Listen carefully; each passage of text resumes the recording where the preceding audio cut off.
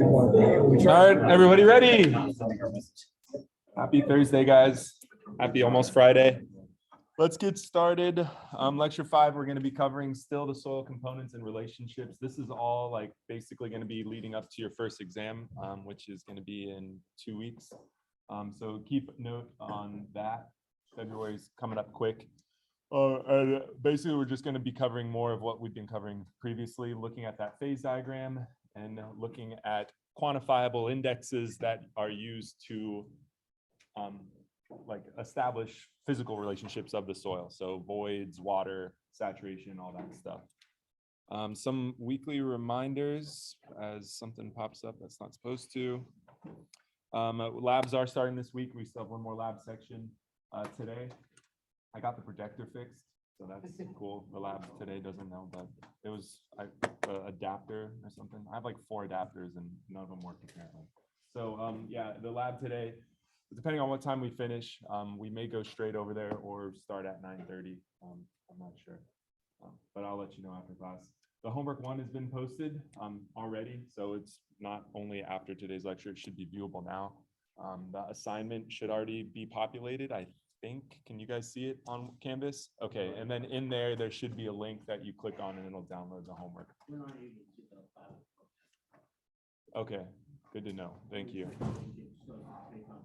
It does. Okay, I'll make sure the link is verified. Thank you for that. Yeah, so the homework is relatively straightforward. It should just be more of the examples that we've been covering in the class. So get a head start on that. That's going to be due next week. Again, if you haven't taken a class with me, the homeworks, I expect it to be like neatly submitted. You can do 2 things. You can either print it out and you can write on the paper itself and then scan in that paper, or you can do a digital version and just write in Word format and then scan it that way. If you are scanning in a printout, make sure it's actually scanned and not just taking a photo of. There's lots of different apps you can download. If you have an iPhone, then you can just use the notes section in your iPhone. And when you open a new note, you can click scan a document actually in the bottom, and it'll actually make it nice high contrast image instead of a blurry picture with your thumb in it. So if you don't know how to do that, definitely recommend like learning how to get that done because it'll be worth it outside of this class too. Any questions on the homeworks? Everyone's kind of straightforward with that. Sweet. What else is there? Quiz, is it quiz 3 or quiz 2? It's quiz 2. Yeah. So that's going to be posted. I think I have it published at 9 o'clock. So you can watch that, or, you can complete that. Again, if you're sitting in class and you're following along, then these quizzes should be pretty basic and relatively simple. If there's any issues with that, let me know.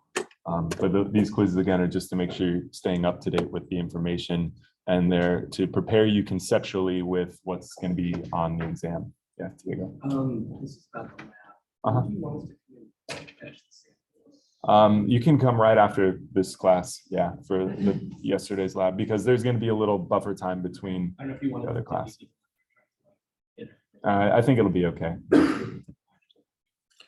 All right, we are sticking around today in soil components. So these 2 things. Does anybody actually look at these textbooks? I don't know. You can be honest with me. It's cool if you do. Okay, yeah, no worries. I'm gonna show them still just in case you need to go back and reference these videos whenever. But the one on the left, again, that one's available for free through UNF. So you might as well take advantage of it and like download some articles on that while you're a student. So that one's pretty good. But yeah, okay. We talked and ended yesterday on this here, kind of simplifying it and that one special relationship. Does anyone remember like the little acronym that is used? Yeah, sewage. Oh, sweet. You guys remember sewage? Yeah, I'm team sewage. A lot of people are the soil engineer, George Washington thing. But again, this one you'll see is super critical and just really helpful because a lot of the times, again, this value is going to be assumed to be 100%. And when do we assume saturation is 100%? What case physically do we think? Yeah, below the water table, because if the water, especially in areas like not Florida, where the water table is kind of like static, it doesn't move as much, then we can assume that that soil has been underwater for a really long time. And since it's been underwater for a really long time, it's had enough time for the voids, the air voids, to like float up as bubbles, and and so all the voids are filled with water. So a lot of times when you're doing analysis, you will just assume below the water table is a saturated soil, unless you're doing some special case, like like if you're designing something super sensitive like nuclear reactors, or like underground like waste storage or something like that, then you may get into more in-depth mechanics, but generally we assume that is there. So this equation helps out because, again, the specific gravity is really easy to find in the lab, and we're going to be doing that. The moisture content is really easy, as 2/3 of you guys have seen already in our labs. We're doing that this week. Easy to find the moisture content. The void ratio can be kind of tricky at times, but if we are assuming 100% saturated sample, then boom, we just apply this and we can find our void ratio pretty quickly. So that's nice. So the void ratio, I'm going to focus a little bit more on that. We know that this is the volume of voids divided by the volume of solids, and it's shown in this percentage. And what you'll see throughout this class, and if you take the tech elective or if you work in geotechnical engineering, the void ratio is a really important parameter that is used to correlate into a lot of other strength parameters and settlement parameters. So the void ratio, though, you can kind of imagine, is dependent on a few things and this can change based off of some outside factors, right? So we have natural soil. If we compact the soil and we remove that volume of voids, then that void ratio is going to change. We could also change it by mixing with other soil. So if we introduce different types of volumes of solids that fill the different void area, then obviously that'll change as well. And over time,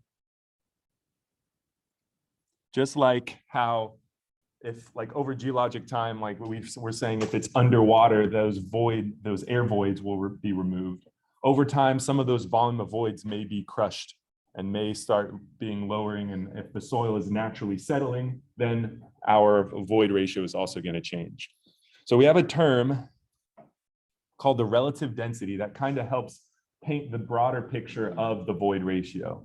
And what this is basically telling us is the current void ratio that soil is at, where is that percentage-wise from the maximum and the minimum potential void ratio. So that equation, again, if you're just like, if it looks familiar, just put any number here instead of E. That's basically a linear interpolation between the maximum and the minimum, right? We're seeing the current subtracting from the max divided by the range, then multiply it by 100. So it's always going to be between 0 and 100%. So this is helpful because instead of just putting out two random void ratios and being like, okay, these two numbers are cool, we can actually see what those values represent physically in terms of the potential like void ratios. So for granule soils, this is only used. So we don't really technically use the relative density for clays or cohesive soils, but for sands and silts and gravels, I'll even put, so sands and gravels, and again, some silts, and we'll talk about why that sum is there when we start getting the soil classification. But this is generally when we'll start using relative density. So relative density, again, just as much as the void ratio is used to feed equations and design the strength of materials, the relative density is used just as much. So for the Emax, that maximum void ratio, we have to think of it as dependent on the soil structure itself. So again, the maximum, the higher the number of void ratio, the lower the density. So it's kind of like counterintuitive, like, so minimum dry density represented by the larger void ratio. And again, that's because the volume of voids is going up. So I know like just naturally you think max, you're going to think of max dry density, but again, it's an inverse relationship. So we get this Emax. The best way to think about this physically is like a fanning the dry soil through a sieve onto a mold with a known volume. So this is just letting gravity take its course and just like the soil particles arranging naturally. And this could also be determined naturally through aeolian sediment, if you remember what that is. That's whenever air picks or wind picks up a sediment or like a soil and then deposits it. So there's no compaction, there's no force, it's just settling under the force of its own weight. So gravity basically.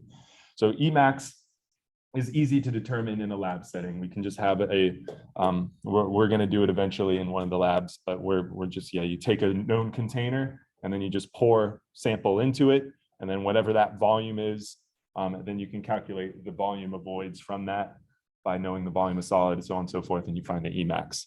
The Emin, which is the maximum dry density, is much more difficult to determine. So it's compacting soil into a known volume, but obviously you have to compact it enough that you remove as much volume of voids as possible, but you don't crush the volume of solid. So obviously, like some of this material, like if it's a really hard mineral, then maybe it would be able to withhold a certain amount of strength and it'll be fine. But if it's like a softer mineral, like a limestone or a calcite, and eventually if you keep compacting it, then you're going to just break down the actual solid portion of it, which will have consequences. And obviously you're changing the soil structure. So this one is much more harder to obtain. So there's a lot of correlations used to determine both of these, Emax and Emin. But again, the main thing to remember here is Emax represents the minimum density and Emin represents the maximum density. So again, it's an inverse relationship. So the relative density is shown here. And again, it is expressed as a percentage.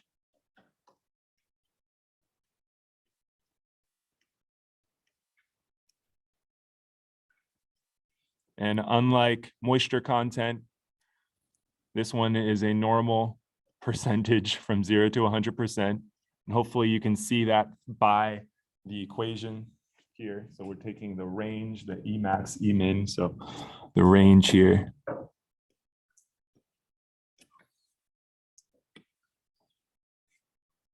And this E value here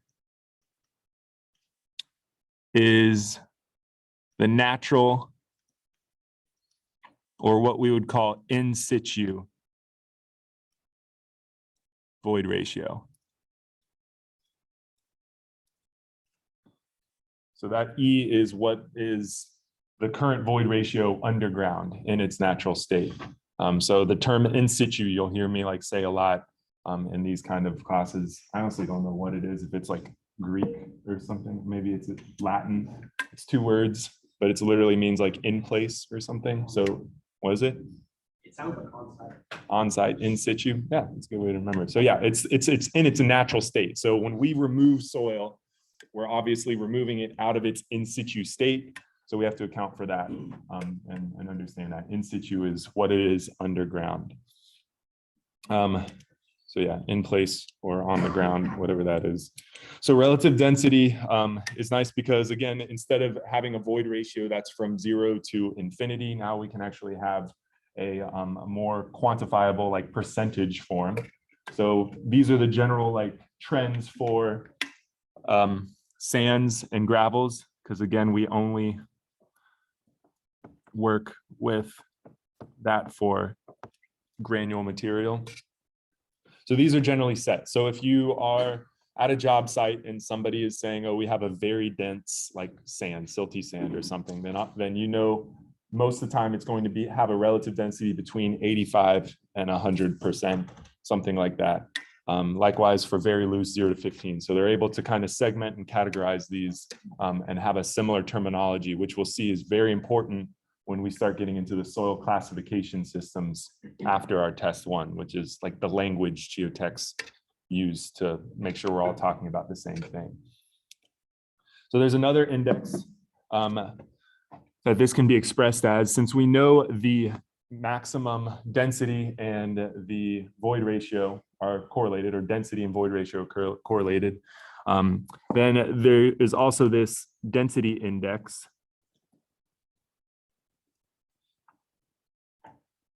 That is basically showing the same thing. But instead now we can use the unit weight or the density.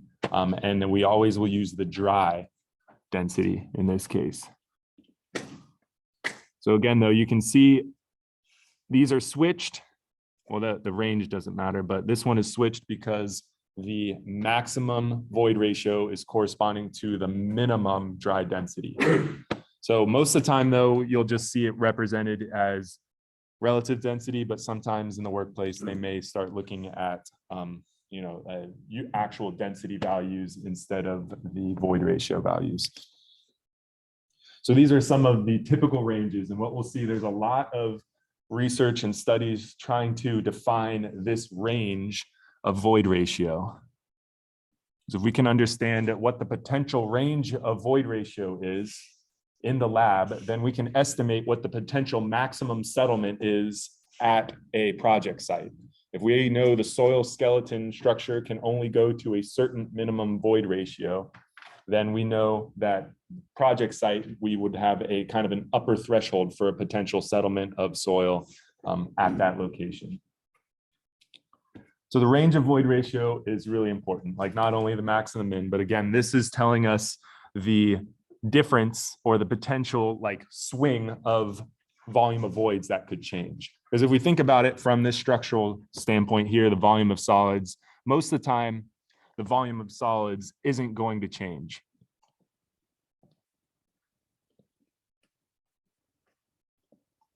What is changing is the rearrangement of those volume of solids so that there is less volume of voids, right? Because natural soil, what we're doing is we can change the voids, but like a soil layer 20 feet down, it's going to be hard to introduce more volume of soils at that time, at like that location, right? You're not going to like inject soil down there. So we're seeing the volume of voids changing in that case. So again, the Emax, this is the lowest density. And what the Emin is representing is the highest density. So by representing this void ratio range, we're basically saying what is the range of potential density. And remember, the strength at this is correlated with density. So this is also telling us what the range of strength is at our project site as well. So this is really important for several things. It's important for strength, which we'll talk about. It's important for settlement. And the type of settlement that we care about is called consolidation. And unfortunately, I don't know if we're going to have time to cover that in this semester, but if you take the tech elective with me, kind of the part 2 of this class, then we get into more details of consolidation. But just keep that in mind again, if you're working with engineers and geotechs, you're probably going to have a project where they give you consolidation data, which is a lab test they do in the field or in the lab. And you're going to see all these void ratios. And it's important to remember at a minimum that the maximum void ratio they give you means it's in its lowest density. You know, don't get those two mixed up. So the range of void ratios here can depend on a lot of different things, because again, we're talking about the soil structure. Like imagine if we have a bunch of like ping pong balls in a container. Like you can only compact those ping pong balls to lower the void space to a certain extent, right? You could put as much energy as you want in there, but eventually they're all going to stack up together. Now, instead of those ping pong balls, if we put a bunch of like little marbles or something, although they're all still the same size, we can reduce the amount of void space because those little tinier like marbles will be able to move over each other and fill up those like the holes or the voids again. Imagine though, if we had ping pong balls and marbles. Now where those void spaces with the bigger ping pong balls are, those marbles can cover up that. So it's dependent mainly on grain size and grain distribution.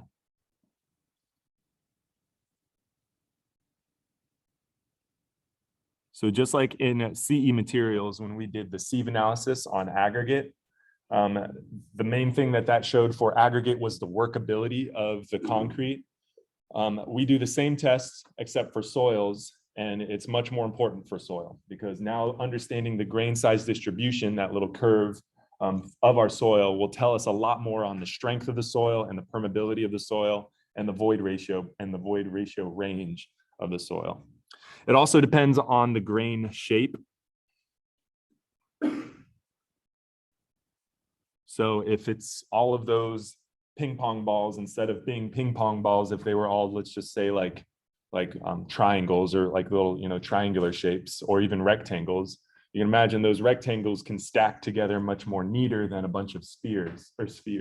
So when those rectangles or triangles like stack together, then they cover, or there's less void space in between there. So there could potentially be a lower void ratio, right? The other thing it is dependent on is the fine content.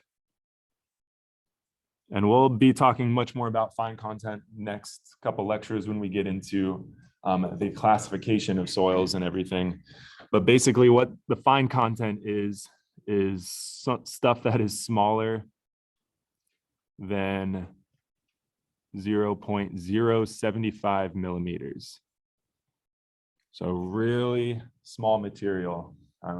Soil itself is pretty small, but soil or sand particles, you can see, if you're at the beach, you scoop it up, you can see all the individual particles. This stuff is much, much smaller. And you can probably imagine that this stuff is good because it will fill up all the void space with solid material instead of air or water in that case. So these things are the things that it's dependent on. Yeah. Yep. Yeah. So the 0.075. Does anyone remember that sieve number? No, close. 200. Yeah. Yeah. There's two main ones you need, like you'll remember. And if you're not familiar with that, it's okay. We'll touch on it a lot this class. But number 4 sieve is the larger ones. That one does matter. That's 4.75 millimeters. And then the number 200 sieve is the really, really small one, and that's 0.075. Yeah. So again, no spoilers. We'll get into it next week. So a lot of studies have been performed to determine kind of the average range of values. But again, what we're thinking like physically, what this is representing, like if we had a jar full of ping pong balls versus a jar full of like rectangles the same size, which one do you think has the higher voids in it if the solids are remaining the same? The ping pong balls, right? Yeah. So generally, as we see, and we'll get into this more next week, but soil particles can be a wide variety of like angularity. And this is where, again, we have to worry about the geology aspect of it. Like a river eroded soil, has anyone been in a river that's not in Florida and is actually flowing, right? Like up in Tennessee or something. If you take up a scoop, all the rocks are rounded, right? Where if you were going to like some of these, like, I don't know, like Swanee River or something where there's a bunch of rock or gravel or something, all of those rocks are highly angular. So a river deposited soil will generally be more rounded than like a different type of like residual or even colluvial or something. So this is where, again, the geologic aspect is important. Diego, you have a question? So like, what do we want? It depends. Like, for example, like last class or last CE materials, I gave an example of like the shortage of sand. Sand, like it's been in the news like recently because that's like one of the most like sought after natural material because we use it in concrete. And you could be thinking like, oh, well, why don't we use the beach or why don't we use the desert? Like deserts are filled with sand, but that sand is actually too rounded. So when we have a bunch of rounded sand, we have good flow of concrete, right? Like good workability, but we don't have the strength because these, soil or these like little sand particles are just rolling on top of each other. I'm going to do this like a bunch in this class, just giving you guys a warning here. It looks good from my angle. It probably looks kind of weird from yours, but anyways. So what we want, if we want strength, is we want angular particles, because this is all friction based. So the more friction we have, then the more strength we have. Where if we had a bunch of ping pong balls, you could move it around and it would all move. So it depends, but they're running out of sand from sand mines, or? yeah. There's there's a few articles that have there's like a black market of sand in China or something. Lime rock too. Yeah, any like angular stuff, because like we can't use beach sand and we can't use desert sand for it. And especially like places in like Saudi that are like pumping a bunch and like making man-made islands. South China Sea, they're making a bunch of islands. No, not South beaches. Saudi's importing sand. I saw like, yeah, pumped it in. And that works to an extent, but if you want to build on it, then that beach sand isn't good. So they need to import sand from inland. That's why like all the sand mines in Florida, if you've ever driven in Polk County, you'll go by all these sand mines and they take the sand from inside the state because it's not rounded like it is on the beach. I actually saw something like Manhattan is suggesting like adding like an entire land thing south of Manhattan in New York. Like, so they're like going to add a bunch of surface area down there in the island. They're going to like do what like whatever like Saudi has done and stuff in the Emirates by pumping stuff in there. But anyways, so that's an important thing. So long story short, the very angular stuff is good for strength. And as we said previously, we can imagine that that is going to have the lowest amount of range of void ratio. And the lower range of void ratio is good because then we are able to predict and understand the behavior in the field a lot more. So if it's very angular, generally the average range of void ratio is going to be about 0.14. And that's found from this guy's study. Again, it depends on the geological formation and it depends on like the grain size distribution and all that stuff. And again, thinking about it, the lower range is easier to predict. So we know what we're dealing with a low range of soil. I'm just going to go through these kind of quickly, but as we increase or decrease in angularity, so as we go from like a jagged particle and geological processes, you wrote it down and it rounded out, then we see it increases pretty quickly.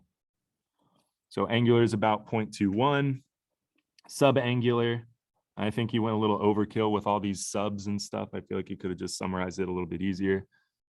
But the general trend here that you need to see is that as we increase in roundness, as the soil particle becomes less like a triangle and more like a ping pong ball, then we have a wider range of this stuff, wider range of our void ratios, which again means there's more uncertainty and more potential for settlement in the field or anything like that.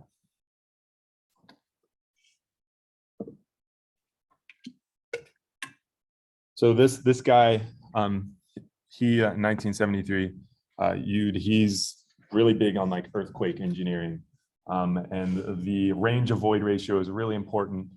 If you remember in the first class, we showed those pictures of liquefaction, like where during an earthquake, sand will behave like a liquid and it'll like sink all the cars and buildings and stuff. This range is really important for understanding the potential of liquefaction in soils. Because sand is the thing that liquefies. And again, these are properties of sand. So in areas with a very high void ratio like that, there's a better potential that it can liquefy and then lose all of its strength. So this guy, Yud and Idris is another guy who are out in like California, Berkeley, all the earthquake dudes. They did a lot of studies on that. It's not really applicable here for Florida yet because we don't have the issues of earthquakes, but still with construction aspects, you know, blasting and mines and everything, we are pretty much creating little mini earthquakes the whole time. So we still have those issues. They're just not on like the large scale since we don't have seismic activity here. So this guy too, Krublinovsky and Ishihara, they did a lot of stuff with earthquakes too. And what they were finding was a relationship between the Emax and Emin. So to actually find these values, because remember the E maximum is easier to determine in the lab, right? It's just under its own self weight. The E minimum, so the highest density, is harder because you have to apply a certain amount of energy, but not too much energy. So we can have these empirical relationships between these two. Does anyone know what empirical means? Empirical, like if you have an empirical equation. You're going to hear that a lot in geotech. Based on like observation. Yeah. So it's completely like data fed, actually. So empirical is not based off of like physics. You're not doing like free body diagrams or anything. You're simply taking data and being like, okay, what is the data telling us historically? And then using that value to predict what that might happen, like based off of statistics. So empirical data is really important for geotech as we grow up our database. But also you have to remember that these empirical equations are only taken for specific like types of soil. So that's why they have all of these different ranges. So like clean sand, meaning the fine content, is from 0 to 5%. So the FC here, I'll just write it down here. FC equals percent fines. So which means percent passing the 200 sieve.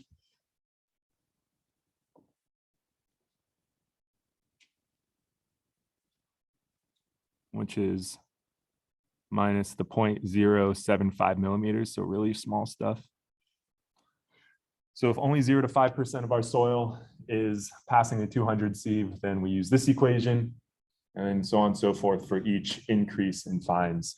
But you can see this equation is really just a line, right? Y equals mx plus b from back in the day. So what we're saying is that this relationship really is just following a linear path. So it's really not the most robust equation, but at least in 2002 for his specific soil that he was using, this can be implemented. So silty soils, and again, we'll talk more about the difference between silty and all of these here as well. PC, since that's in there, not only is fine content important, but this is the percent clays. And to determine the percent clays, we have to use what's called the hydrometer. We can't use a sieve because what we'll see in a few weeks, clay particles are just like super, super small. So like way smaller than 0.075 millimeters. They're on like a nano and micro scale. So we can't use a physical device to separate them because they're way too small. They just clog everything up. So we use a hydrometer for that. So there, in a few labs, we'll actually be able to determine the fine content of soils, and we're also able to determine the clay content of soils too. So a few of the other relationships that were developed here. This one is showing the Emax, so the range again, is based off of the grain size distribution as well.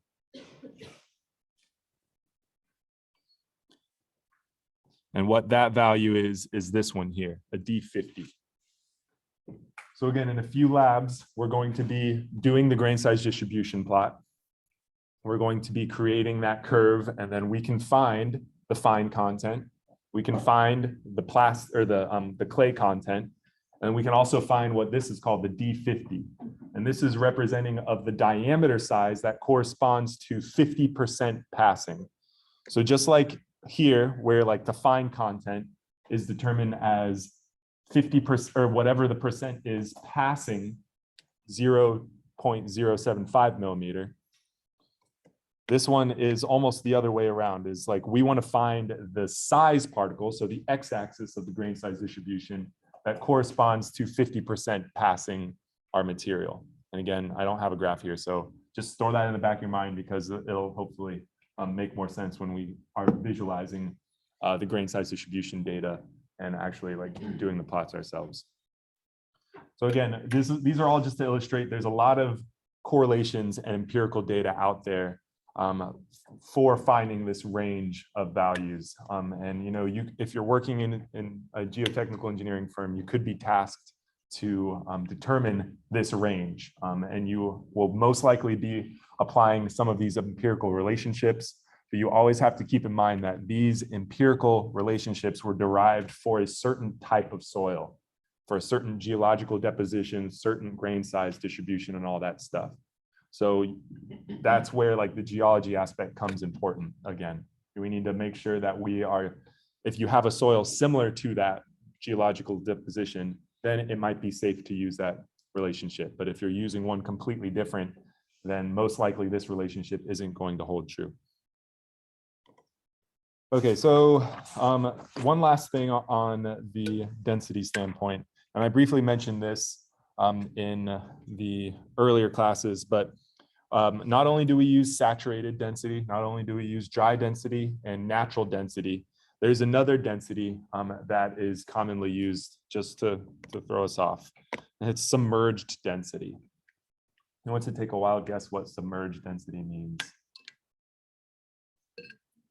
Yeah, boom, yep.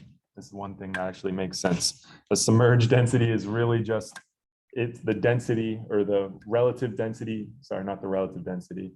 The density of the sample of the soil underwater. So exactly like how if you're holding a bucket full of like gravel, like a Home Depot bucket full of gravel and it's filled with water, so it's saturated, that soil has a density, it's a certain density in the air, right? And then if you jump in a pool and are underwater, you'd probably imagine, oh, it's lighter, right? It has a different like respective density underwater whenever it's submerged because the medium that it's floating in. That's nice. Makes sense. I have 4 of these adapters. I might as well make it an even 5. It's just not academic class. Seriously. The Geek Squad is making me use my Best Buy stuff. Okay, I can look at it. So the submerged density is the same thing. So let's say, well, first it's again, there's 2 conditions. It's when the soil is 100% saturated.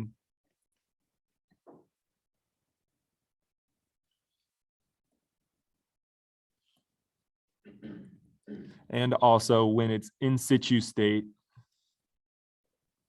is under the groundwater table.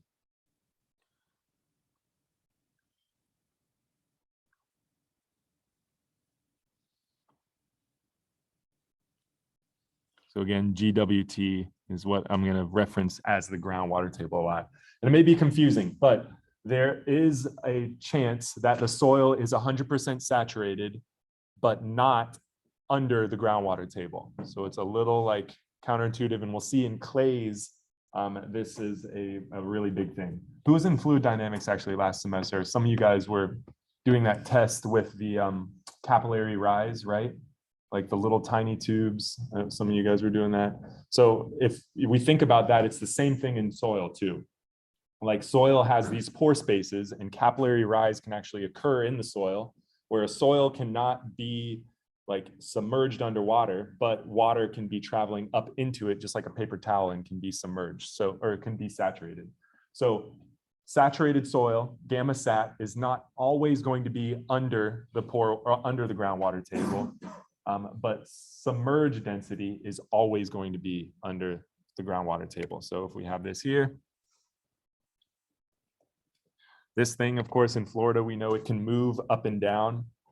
So we do the submerged density when it's under that. So if we did the free body diagram, remember, knowing that density is equal to strength, we need to account for this value just in case the groundwater table increases and we lose strength. Because if you see what this equation is doing is we're subtracting it by a significant amount. Like if normally our saturated soil, let's just say, is about 120 pounds per cubic foot or something, and we're subtracting the unit weight of water out of it.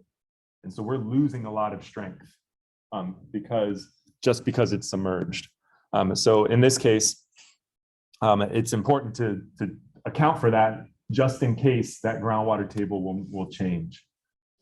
So let's look at an example of like why this would care. So this is like a little cartoon of a retaining wall, like, you know, like one of those MSC walls that we talked about before, or any type of retaining wall.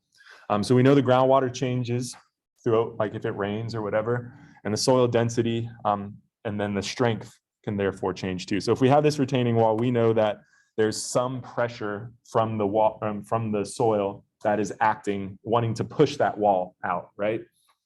And what's on the other side balancing out is just air. So there's nothing there. So there's like most of the time what we'll see is they will add a block underneath it, where therefore the weight of this soil is giving it strength to hold up this material. So this weight, this block of soil, that force down that's holding up this wall, this is called a cantilever wall. Just for fun, I'll put that there, out there. Cantilever wall. So the self-weight of the soil is what is holding up that wall. So with that self-weight of the soil is based on what? The density, right? Is based off of the unit weight. If we know unit weight is just pounds per volume, then this block has a certain volume. So to determine the weight pressing down and holding that wall up, then we just need to know the volume of that and then the density of it. So in some cases, though, especially in Florida, if it rains a bunch or if there's a flood or something, we could see water actually building up behind this case, right? And that could be really bad because then our unit weight is much, much lower. So we are losing the strength and the weight of that resisting force holding up the wall. So obviously this cannot happen in the real case. And next time you drive by a retention pond or any type of wall or something, you'll see there's these little holes at the bottom. And these are weep drains, weep holes. And the whole reason these are here is to not allow water to build up. So it'll let the water drain out, because if water builds up behind the wall, then we're going from a large number of density to a submerged density, which is like half the value sometimes. We're losing that weight, and then this wall could actually fall over. So keep that in mind next time you see that. If you see one of those plugged up, poke a hole in it and let it drain out, because you could be saving a structure or something. Okay, so the typical ranges of unit weights. Submerged weight is relatively easy to calculate because we're just taking the saturated, subtracting out the unit weight of water. So either 9.81 kilonewtons per cubic meter or 62.4 pounds per cubic foot. But these are some of the typical ranges again. The main things to see here: peats are generally lower, right? Because plant matter and like organic matter is always going to be less, like have less mass or less weight than any like actual mineral stuff. So this is just a general table. Again, think about like physically what these are representing here. Like gamma of concrete is equal to 150 pounds per cubic foot, and then gamma of water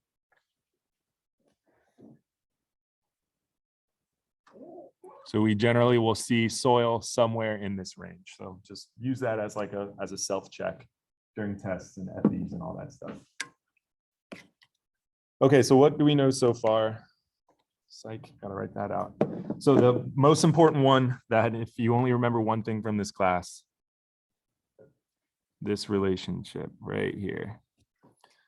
So George Washington is equals soil engineer, or sewage the other way.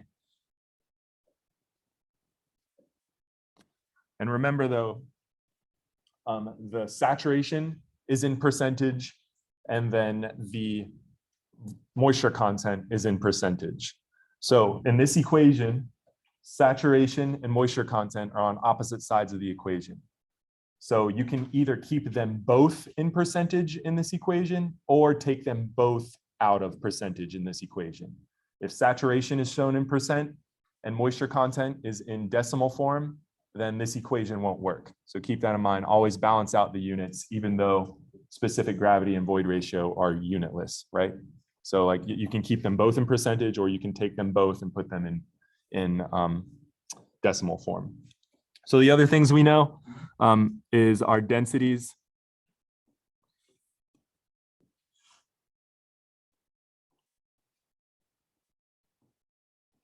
Starting with the lowest number of density, that would be our gamma dry. It's always going to be the lowest, and we can use a few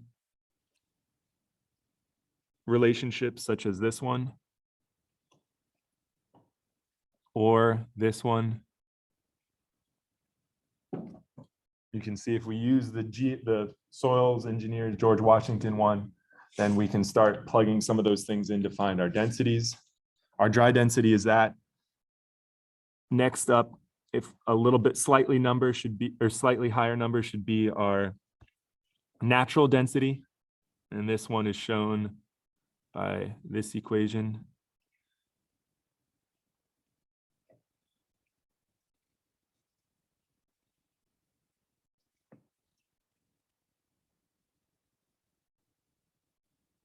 And then our saturated density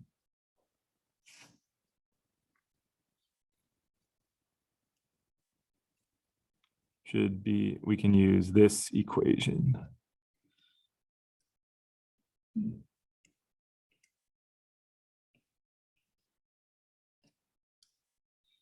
And again, just to check, this one, dry density should always be the lowest number, and then the highest number, because we are adding more mass per volume, right?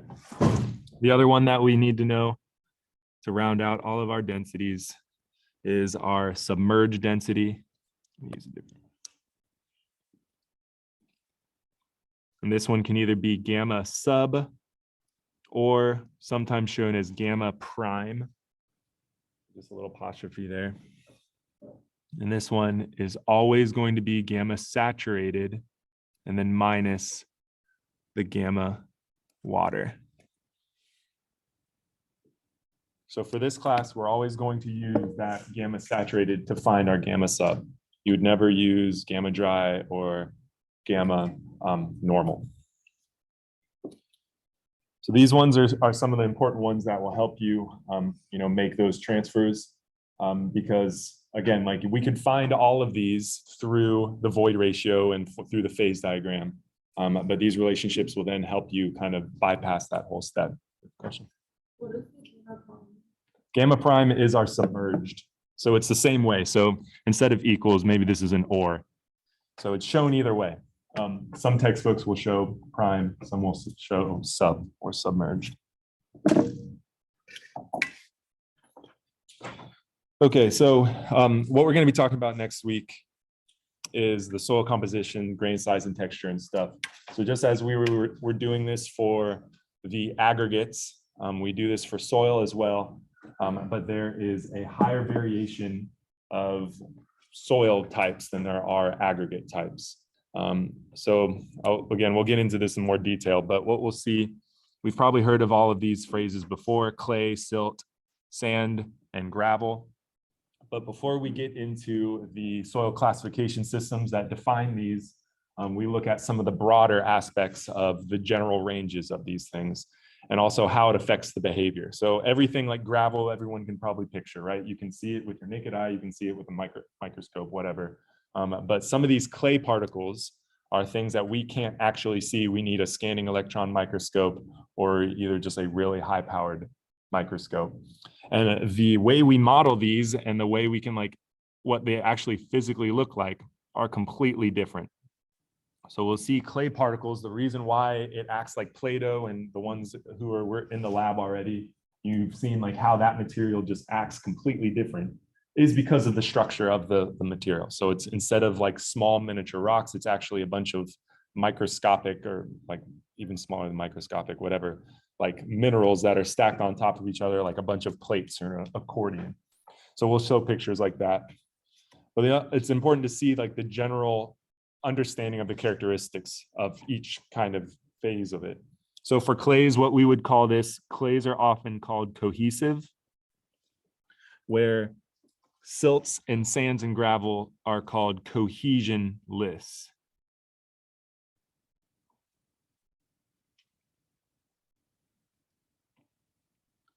So adhesion and cohesion.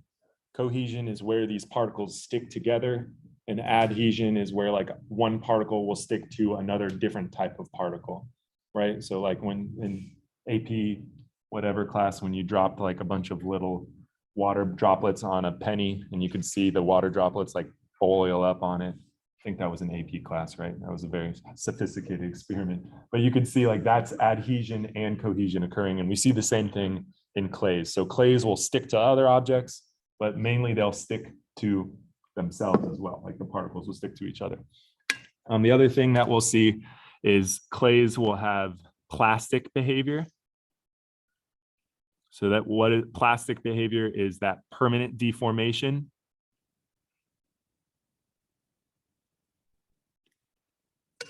Where silts and sands and gravels will be non-plastic.